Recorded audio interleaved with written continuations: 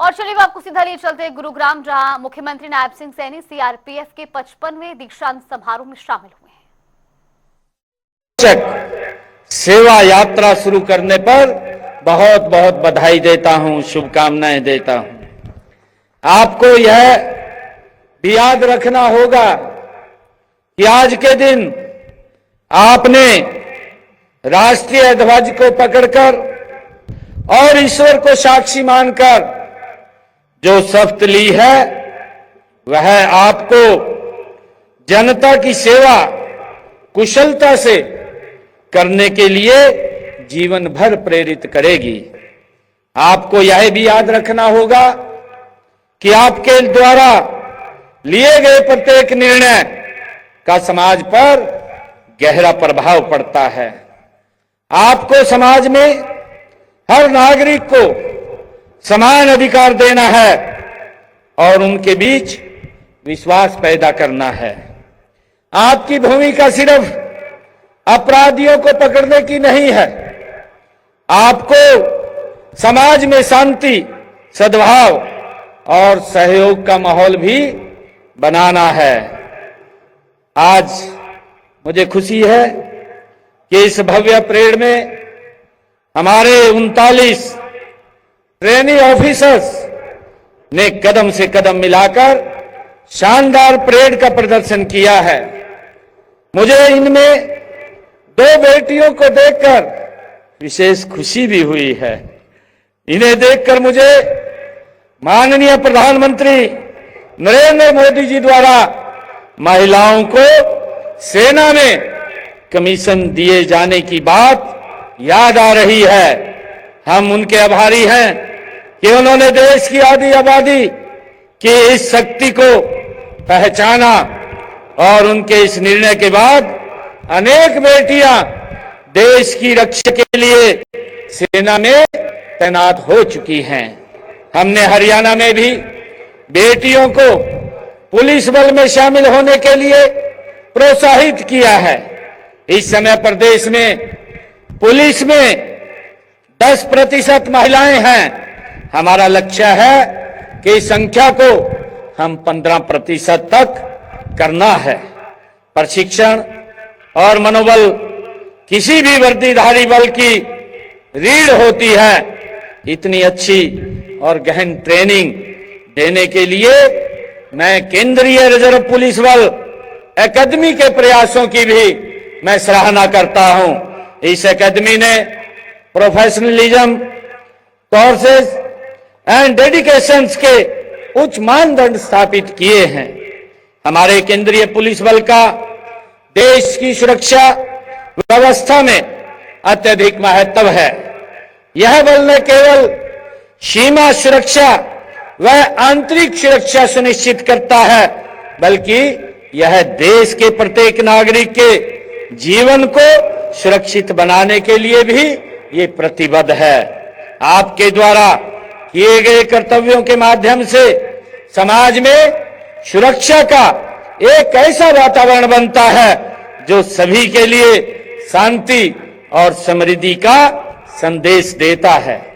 साथियों, आपने अपने लिए तो प्रत्येक व्यक्ति जीवन जीता है, लेकिन समाज तथा देश के लिए अपना एवं अपने परिवार की सुख सुविधाओं का त्याग करने वाला व्यक्ति ही एक श्रेष्ठ व्यक्ति होता है। केंद्रीय पुलिस बल की वर्दी पहनकर आज आप उस वर्ग में पहुंच गए हो जिसका देश और मानवता की सेवा करना ही सबसे बड़ा धर्म है। मैं आज पास आउट अधिकारियों को भी कहना चाहूंगा कि राष्ट्र व केंद्रीय रिजर्व पुलिस बल को आपसे बहुत आशाएं हैं। आप इस बल के भविष्य के लीडर हैं। विश्व के सबसे बड़े अर्धसैनिक बल के आप राजपत्रित अधिकारी हैं। साथियों, यह डिमांडिंग कैरियर है जिसमें चुनौतियां ही चुनौतियां हैं। मुझे विश्वास है कि आप हर चुनौती का सफलतापूर्वक सामना करेंगे। आपकी जिम्मेवारी को आप लोग देशभक्ति के जज्बे और पूरी लगन से निभाएंगे। नेशन फर्स्ट फॉलो मी को अपना आदर्श बनाएंगे। हमेशा याद रखेंगे कि देश और संविधान की रक्षा और सम्मान हमारा सर्वोच्च कर्तव्य है। केंद्रीय रिजर्व पुलिस बल का एक गौरवशाली इतिहास और महान परंपराएं हैं। इनकी स्थापना 1939 में हुई। इस बल की कॉरेज, इंटीग्रिटी, सैक्रिफाइस एंड डेडिकेशन के रूप में अपनी एक अलग पहचान है। आवश्यकता के अनुसार अपने को ढालना इस बल की विशिष्टता है। मैं देखता हूं कि पिछले 8 दशक में इसने अपने कौशल और दक्षता का परिचय देते हुए घरेलू मोर्चे पर सदा शत्रु को चुनौती दी है। चाहे नक्सलवाद ग्रस्त क्षेत्र हो, वामपंथी उग्रवाद हो अथवा आतंकवाद, हर विकट परिस्थिति में यही बल जिसे सबसे पहले याद किया जाता है। मुझे वर्ष 2001 में संसद भवन पर आतंकी हमले की याद आ रही है। उसे विफल करने में आपने अग्रणी भूमिका निभाई थी। मुझे 14 फरवरी 19 को पुलवामा में हुए आतंकी हमले की भी याद आ रही है। 2019 में उसमें सीआरपीएफ के 40 जवानों ने देश के लिए सर्वोच्च बलिदान दिया था।